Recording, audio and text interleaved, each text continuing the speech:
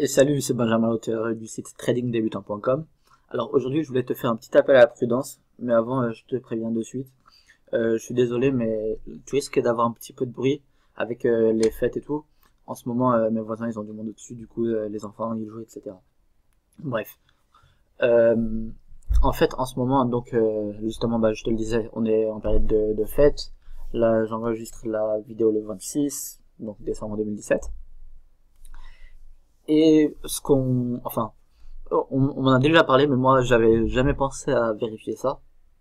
C'est qu'en fait, dans ces périodes de fin d'année, à peu près les 15 derniers jours de décembre, voire jusqu'à peut-être 5-10 jours après le changement d'année, les marchés sont un peu moins volatiles et beaucoup moins logiques pour des raisons qui sont logiques là par contre.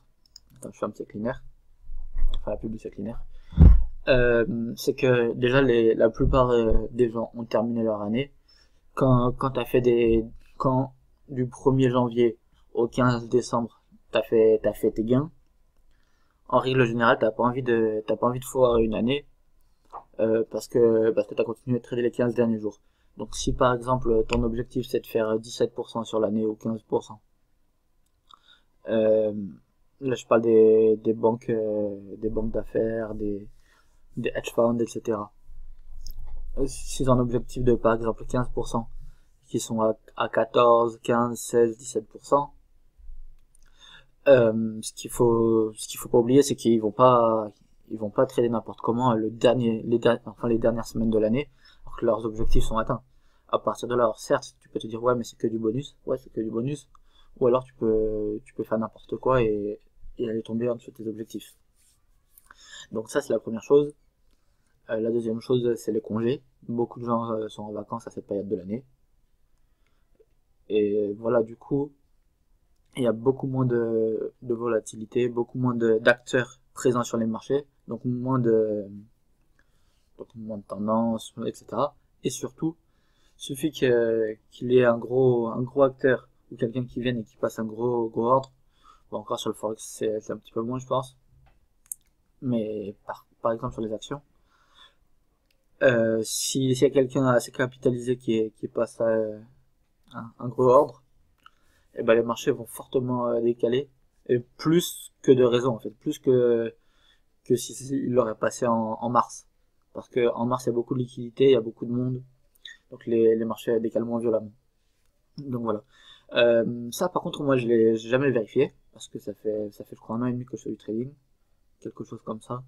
Et donc il y a un an j'étais pas assez expérimenté pour m'intéresser à ça, j'étais vraiment dans une période d'apprentissage. Et je suis toujours dans une période d'apprentissage, hein. D'ailleurs, on est toujours apprenti, mais là, je suis vraiment toujours dans une période d'apprentissage. Tout ce que je fais, c'est partager ce que j'apprends. Mais voilà, du coup, à cette époque-là, il y a un an, je m'y intéressais pas trop. Là, maintenant que ce que je fais, c'est beaucoup plus sérieux qu'à ce moment-là, forcément, je m'intéresse plus à ça. Du coup, moi, ce que j'ai fait, c'est que là, ça fait une semaine, je pense. Je réfléchis, ouais, ça doit faire à peu près une semaine que j'ai pas vraiment tradé. Peut-être que j'ai passé un ordre ou deux rapidement. Mais je crois même pas, hein. Et voilà. Là, je pense que je vais pas trader ou très peu jusqu'à 5 ou 7 janvier dans cette période-là. Je vais pas regarder par rapport au calendrier, mais je pense que jusque là à peu près. Ouais, après quand même ça va me manquer, donc peut-être le 3, 4, 5 on va commencer à se remettre plus dedans. Du coup cette semaine il n'y aura pas d'analyse, ça c'est la vidéo qui remplace l'analyse, puisque je n'analyse pas quelque chose que je compte pas trader.